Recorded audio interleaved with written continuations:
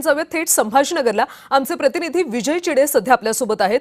विजय, संभाजीनगरमध्ये strong room बाहेर सध्या काय स्थिती पाहायला मिळते? पोलिसांचा कसा बंदोबस्त आहे? उमेदवार सुद्धा त्या ठिकाणी दाखल आहेत का?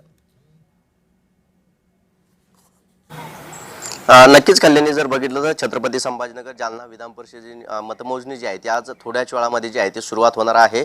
सध्या जर बघितलं तर मी मतमोजणी केंद्राबाहेर या ठिकाणी जर बघितलं तर पोलिसांचा मोठा बंदोबस्त जो आहे तो या ठिकाणी लावण्यात आलेला आहे आणि या महाविद्यालयाच्या शेजारी तब्बल 1 किलोमीटरपर्यंत जी आहे ती संपूर्ण वाहतूक जी आहे ती देखील या ठिकाणून बंद केलेली आहे। छत्रपती संभाजीनगर आणि जालना या विधान परिषद मतदानामध्ये जर बघितलं तर 637 पैकी 630 मतदान जे आहे ते यामध्ये हक्क बजावल्याचं आपल्याला पाहायला मिळालं होतं आणि त्यामुळे विक्रमी मतदान जे आहे ते आता छत्रपती संभाजीनगर आणि जालना विधान परिषदेमध्ये झालेच आपल्याला पाहायला मिळालं होतं आणि त्यामुळे आता या ठिकाणी भाजप आणि शिवसेना उद्धव ठाकरे पक्षाचे उमेदवार जे आहेत ते समोर आल्याचे आपल्याला पाहायला मिळत होते।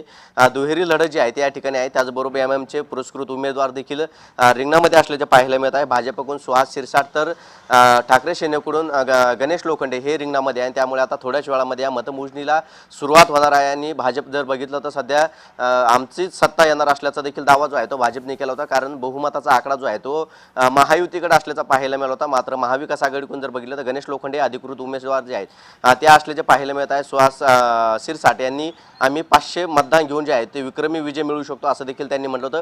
थोड्याच वेळामध्ये जे आहे ते आता ही मतमोजणीला सुरुवात होणार आहे। कल्याण।